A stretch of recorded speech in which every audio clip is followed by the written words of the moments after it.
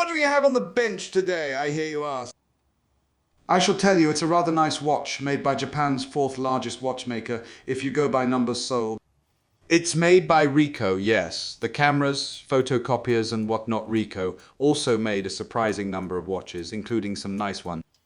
This one is excellent, with a pleasing thick bezel, clean white dial and 30 jewels no less. 30? Where did they put them all? Is there really 30? We shall see. This watch was made during the period of jewelflation. If 17 jewels is good and 21 are better, then 30 must be brilliant, right? I've invested in the latest artificial intelligence jewel counter. We can let that keep an eye on what's going on while we service this watch. When the robot overlord spots a new jewel, it will sound the gentleman's watch services alarm hooter and increment the counter. First things first, let's see how it's running. Okay, not a disaster. Amplitude is a bit low, and even lower in the vertical position. Let's see what we can do.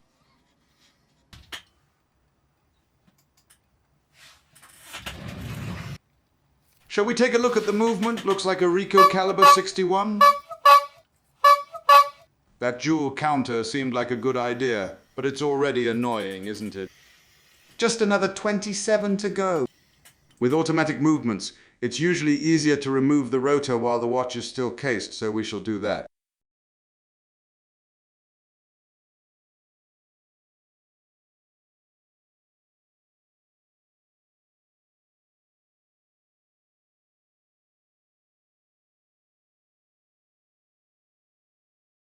And while we're here, let's remove the automatic works too.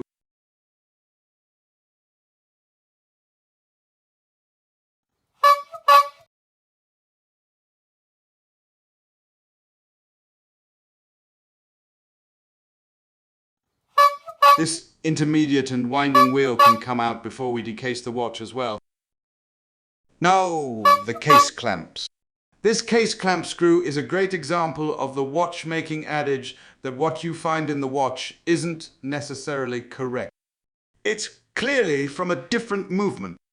Mentioning this watchmaking adage at the beginning of the video is what us dramatists call foreshadowing.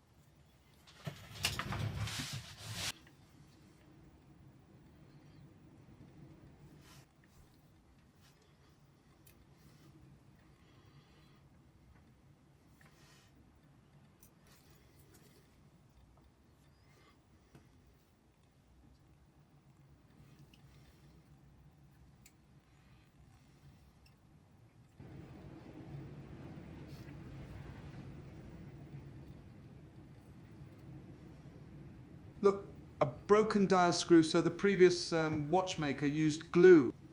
They used all the glue. A little dot, I might understand, but look at this. It's extravagant and not in a good way.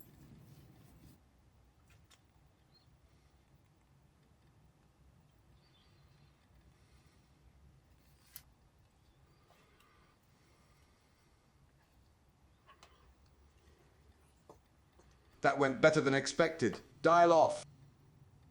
Day wheel next. First time working on a Ricoh movement, happy to find there aren't any booby-trapped springs under here. Before we go any further, let's get the watch into a movement holder, disarm the mainspring and get the balance wheel off and safe.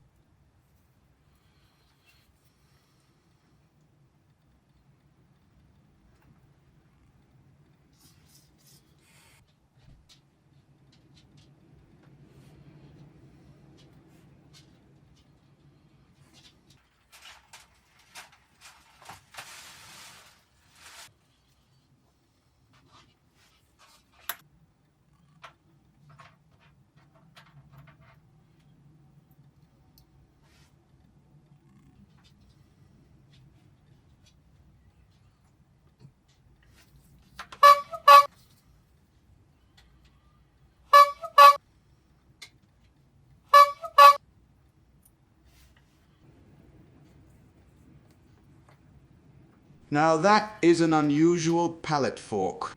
The horns are on the left side near the exit jewel, and instead of two banking pins, there's one pin and a hole in the pallet. Very interesting.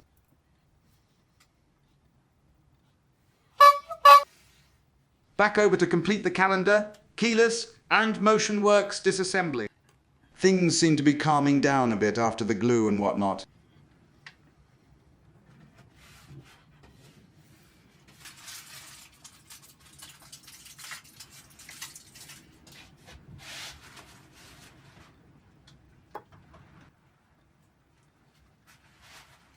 The cover plate removal is another opportunity for a previously unknown spring to jump up and briefly make our acquaintance as it flies off into the abyss.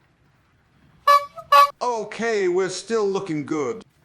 We'll get the date jumper spring under control. Then we can remove the date jumper itself. Date wheel can go. Put that with the dial and date wheel for safekeeping.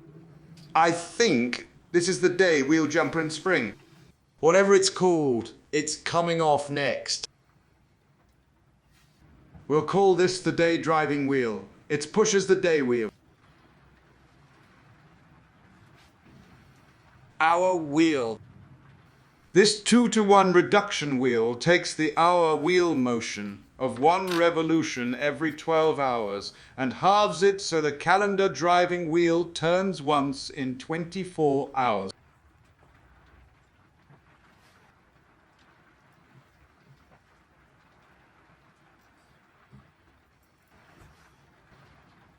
The minute wheel cover plate, often this is part of the setting lever spring, but here it's a separate part. Intermediate wheel and minute wheels will now leave the movement.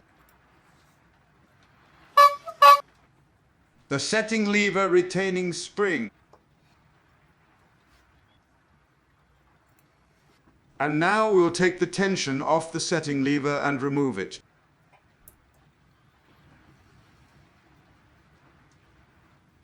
It's time for the yoke spring. Yoke springs are a lot like naughty dogs. You must not show any fear and everything will be okay. Just look them in the eye and take control. The yoke, clutch, and winding pinion are now removed.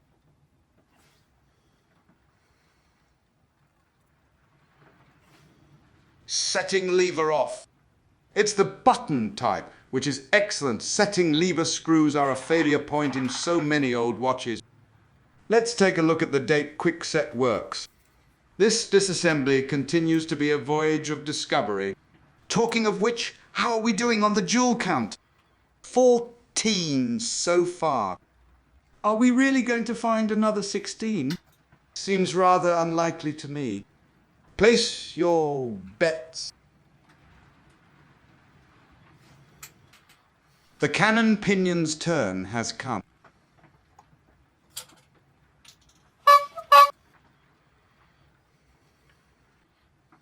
No time to waste. Turn over and start on the other side. 3 tiny screws holding the rotor bearing.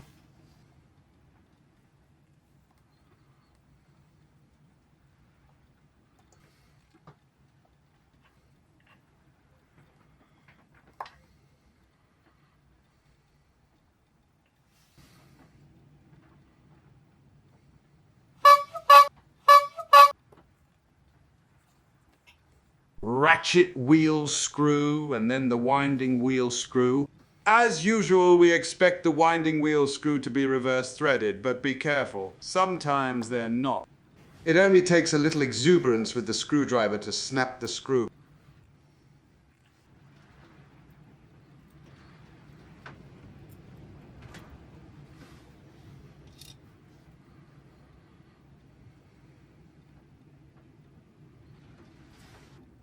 And now the click.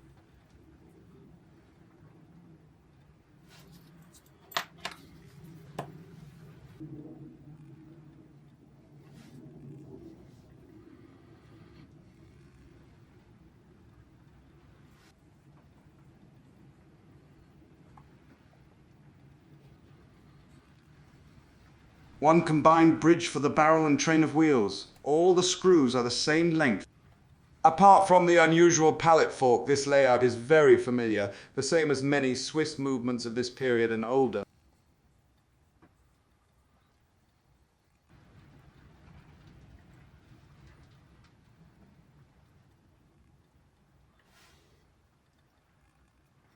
Fourth wheel. This long pivot goes through the dial and holds the second hand.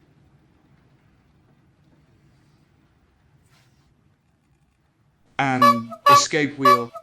I assume that jewel got counted twice by the artificial intelligence jewel counter because the top side acts as the lower jewel for the fourth wheel, while the bottom side acts as the top jewel for the second wheel. I trust you're taking notes. There will be a short test at the end. That's the movement disassembled. Let us get the mainspring out of the barrel. A good friend told me a watch mainspring holds the same energy as a charging wild pig, and I believe him. Take care.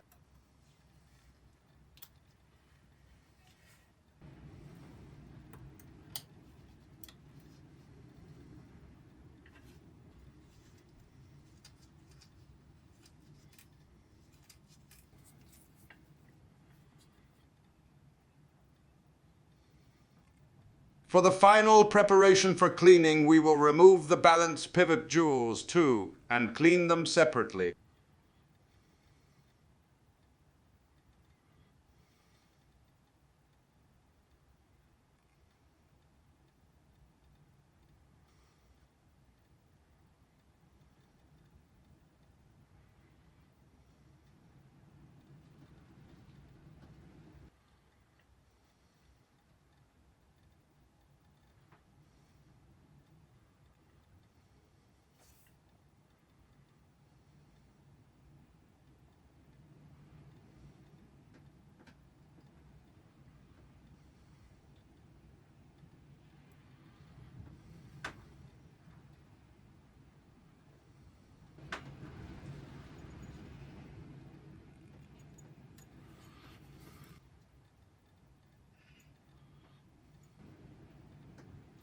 Balance refitted to go through cleaning.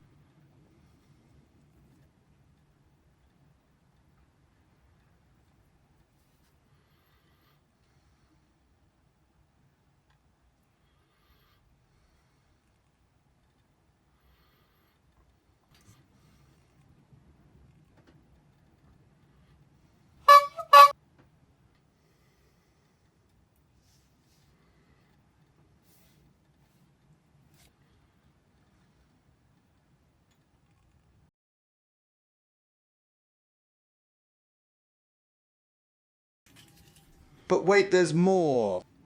I nearly forgot. The final bit of the automatic works. Let's get that apart too. Then the disassembly really is complete. Let's talk about the jewel count of 20. I know there's one more jewel that's not appeared on the camera. You should know what I'm talking about. We'll see it at the end. That means this movement has a total of 21 jewels, not 30. So the question is, where are the missing 9 jewels? The answer is shenanigans and subterfuge. I, for one, am a big fan of both. Andreas Kelz has put together an amazing website on Ricoh watches. Check out the link in the description.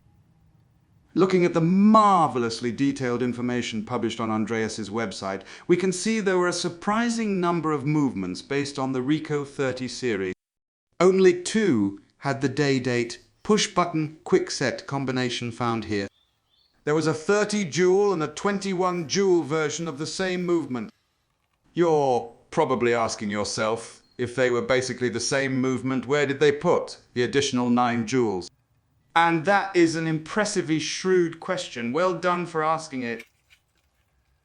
The ball bearings in the automatic rotor were replaced with jewels, and that was it. Did that increase from 21 to 30 jewels make the watch run more accurately or longer? Probably not, but it did allow the words 30 jewels to appear on the dial. And now to the subterfuge.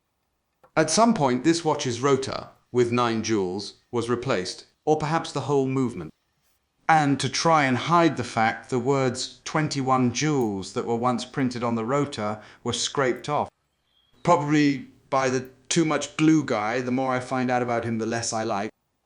Having said that, while for expensive collectible watches, this sort of discovery could be a disaster, for the majority of vintage watches, there is enjoyment to be found. Unraveling a watch's past. Its history. That's been left to be discovered in its workings. Right then, where are we? I've lost track. We fitted a new mainspring using appropriately sized dollops of braking grease and whatnot. Now we'll close the barrel and check that the arbor is free to move and isn't being squeezed by the barrel lid.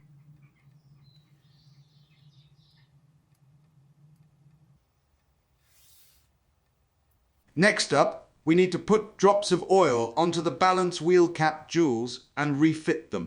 This takes all of my available concentration, so I'll keep quiet until the balance jewels are refitted. Nope, I can't do it. Silence makes me nervous. What should we talk about? Starting watchmaking? Some top tips, perhaps? First off, is it possible to learn watchmaking by following YouTube videos and just giving it a go? Yeah, it is a great way to get started. No, you can't learn watchmaking that way. So definitely don't hold back. Jump in, start building the muscle memory, get used to manipulating watch parts, then try and find a class. Some YouTube watchmakers also provide structured lessons. They're a cost-effective alternative if you can't make it to a classroom. What tools should we get first? As a rule, those of us taking part in a craft hobby spend far too long obsessing over and craving tools. We try to use tools to jump ahead in ability rather than the slow march of gaining knowledge, learning and skills. And we spend money. So much money. All of us living with the fear that when we die our wives sell our tools for how much we told them they cost. That said, don't hold back when it comes to tweezers. Dumont carbon steel tweezers and brass tweezers are excellent. With screwdrivers, dressing the blade is more important than an expensive handle. Make learning how to dress the blade to fit the screws the first priority from day one. It's the single simple thing we can do to get a better start. But most important of all is optics. If you can't see it, you can't do it.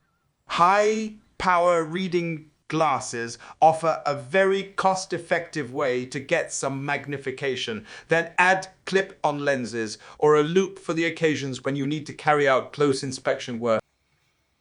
I think we shall start reassembly with the quick date change mechanism. We don't have an oiling diagram for this movement, so we'll make it up as we go along. And one more top tip before we get back to the work in hand. When that time comes to invest in the first big tool, there's one that is a game changer, that will improve just about every aspect of your work and allow you to work for more hours comfortably. A microscope changes everything for the better. This spring looks like it has potential to mount a successful escape attempt. We shall use the watchmaker's special stick to hold it down.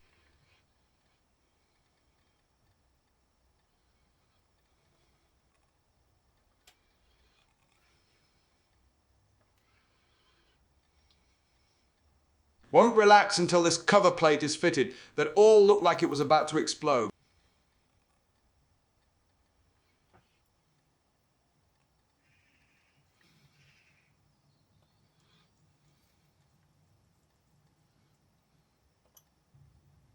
Little dot of blue grease. Then we can check it is operating freely. Seems okay. Let's move on to the train of wheels with a medium-sized smidgen of D5 on the center wheel.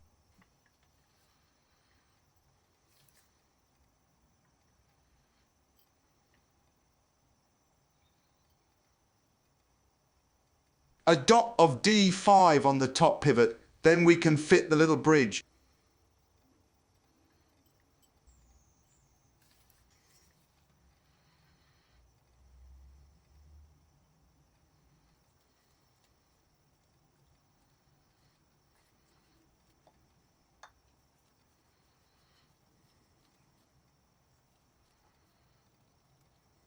A good puff from the blower to confirm all is well. Let's get the barrel in now.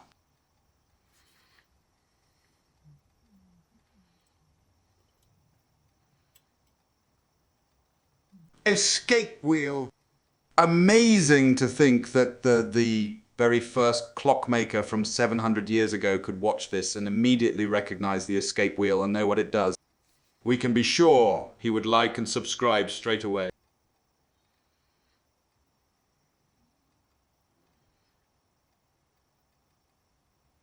A waft of 90-10 on the fourth wheel lower pivot and we'll drop it into play.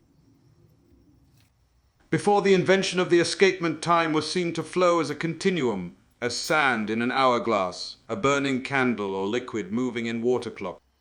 The escapement divided time into discrete measurable blocks. It provided fixed absolute points that could be used to measure the passage of physical process, to measure motion, vibration, and rate of change. The escape wheel laid the path to understand the universe in terms of quantum values. It's arguably one of our greatest achievements, along with malt whiskey, a good cup of tea and hot buttered crumpet.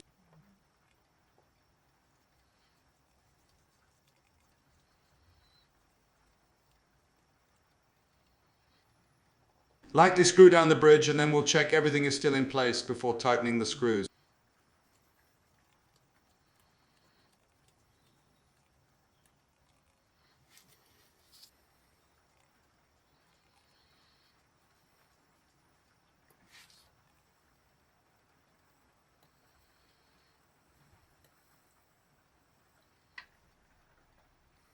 Some D5 in the usual places and we shall fit the crown wheel, click and ratchet wheel.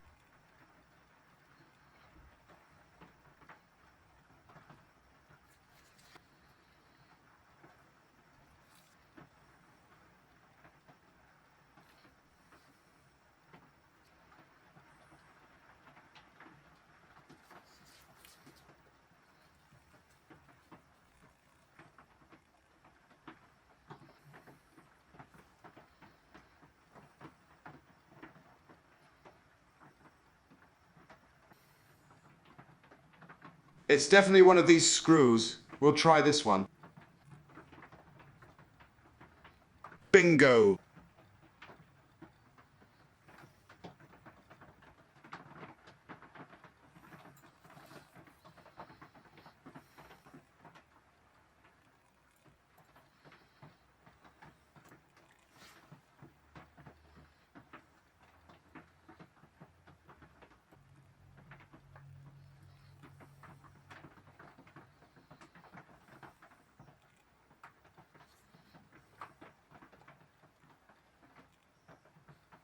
Time for the unusual pallet fork to make another appearance.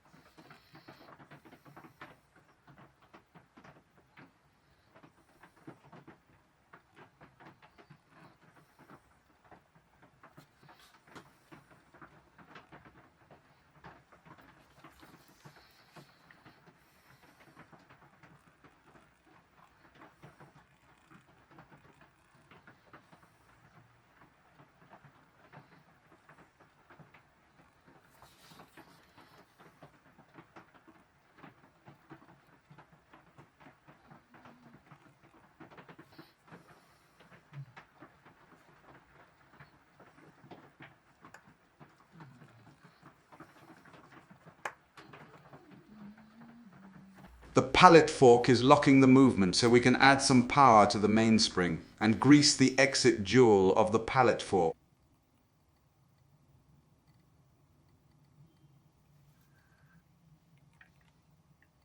And now we'll share that grease with the escape wheel teeth and onto to the entry jewel.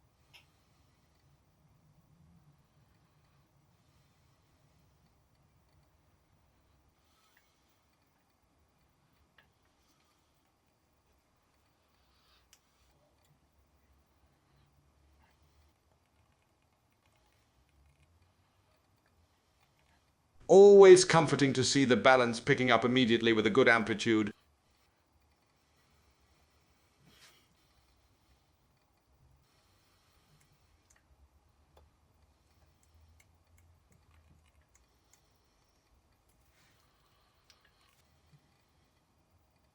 We shall continue lubrication with the train of wheels before fitting the automatic rotor bearing.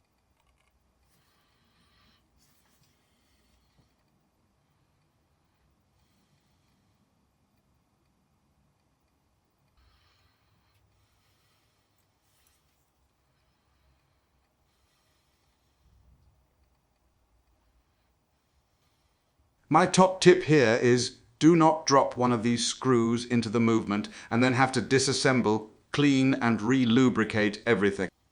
It does make one lose one's naturally sunny disposition.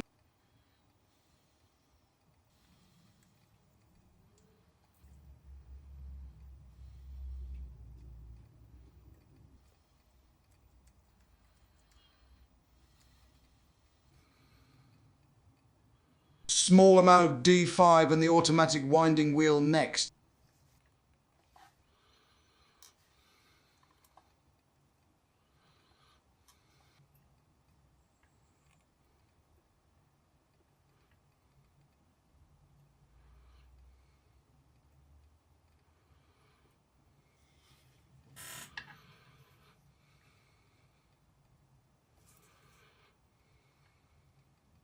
The intermediate wheel for the automatic works is fitted, then this wheel that engages with the little reversing wheels that we shall see in a moment.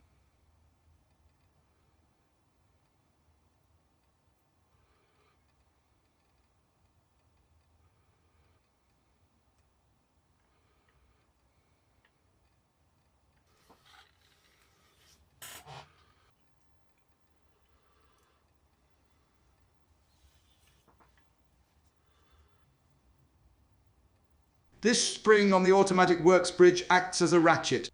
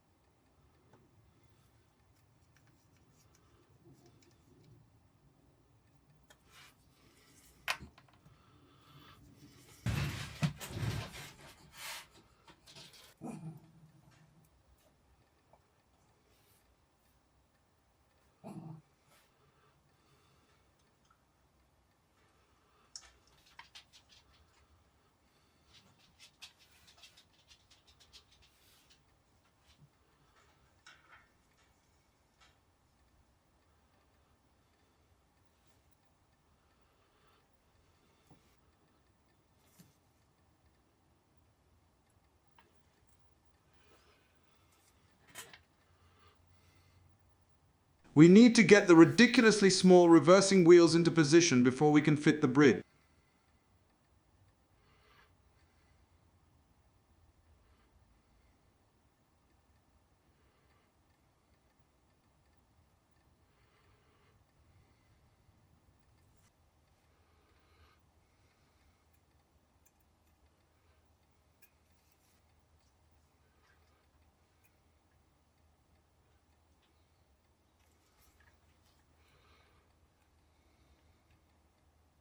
Very gentle pressure on the bridge. Make sure everything is engaged before screwing it down.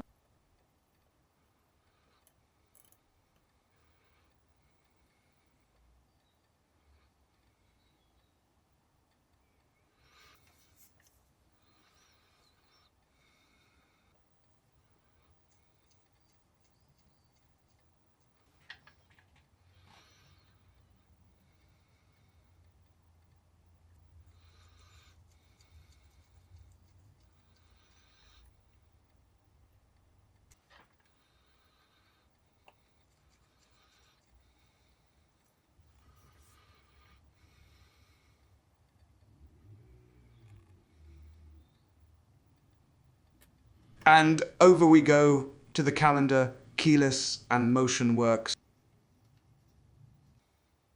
As ever, we start with the winding pinion, clutch, stem, and little dots of blue grease.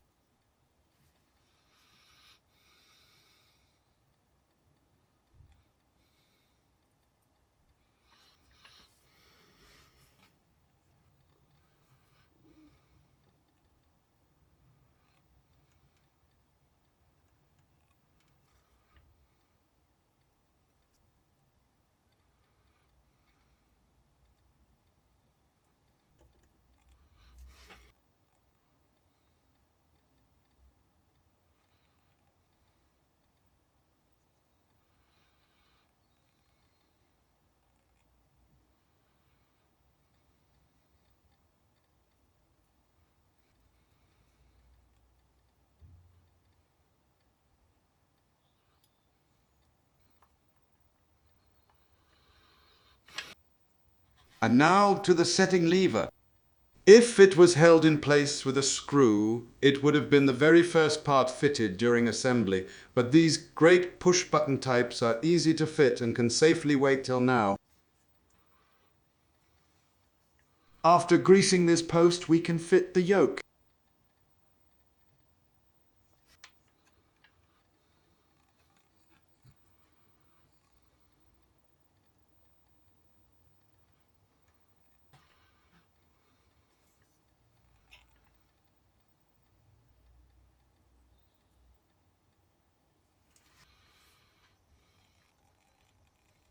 It has really been some time since I've had a yoke spring catastrophe, but it's that kind of thinking that they use to get you. As the great commander Peter Quincy Taggart always said, never give up, never surrender.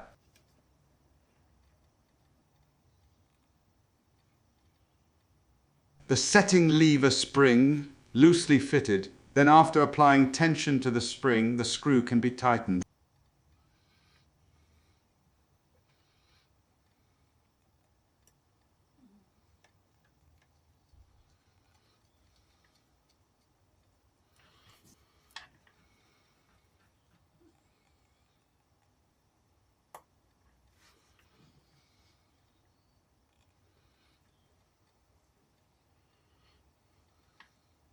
Some D5 on various posts, then we'll continue adding parts.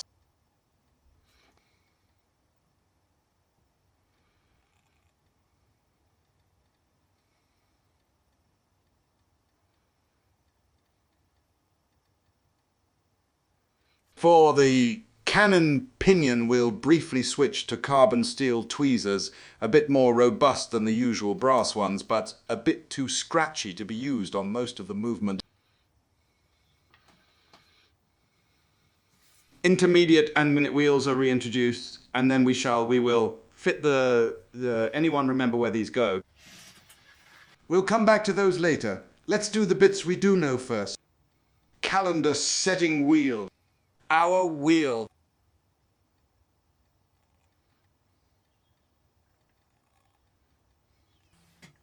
Calendar intermediate wheel.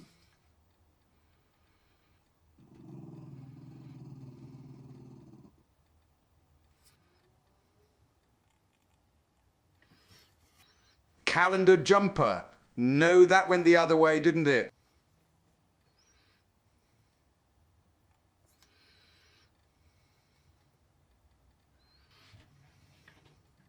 Calendar wheel back on, and then we can add some tension with the jumper spring.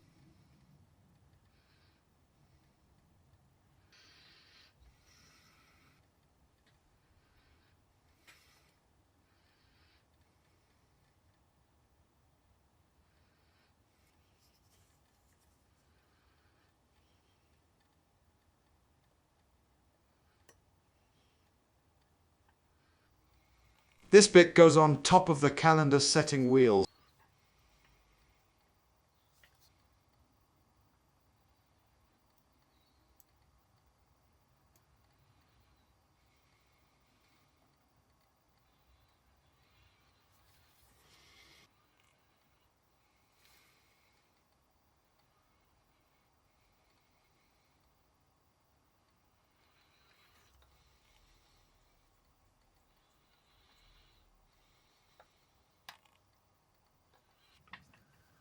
Cover plate back on.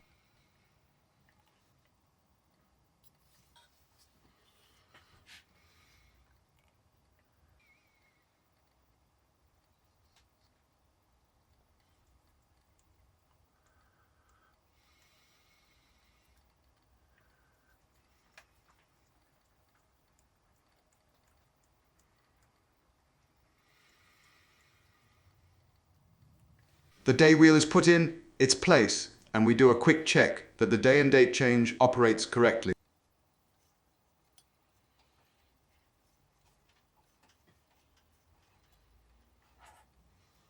Dial and hands may be installed now.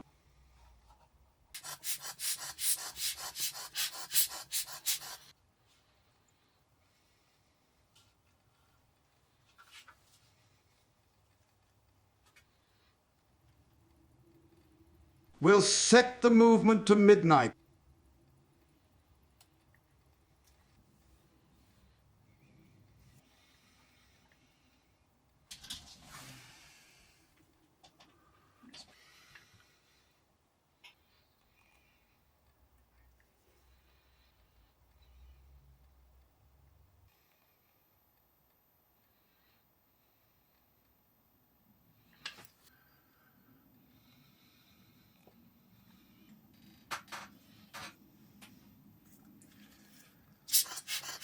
And after a final puff, we shall deposit the movement into the case.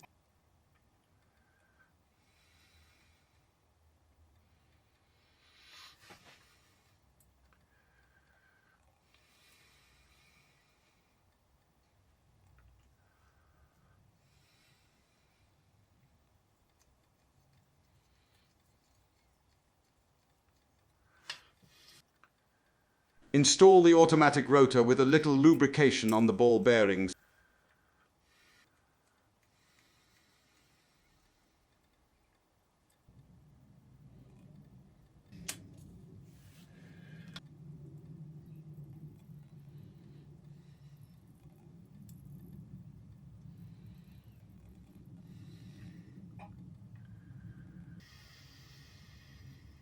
And we are done. Not too shabby. The amplitude is a little low, but all in all it is a timekeeper and a watch that I've now added a little bit of my own history to. And the 21st jewel, where is it? As I'm sure you know, it's the impulse jewel on the balance wheel. Unfortunately, I need to show it to the artificial intelligence jewel counter or it will refuse to shut down, so here it is.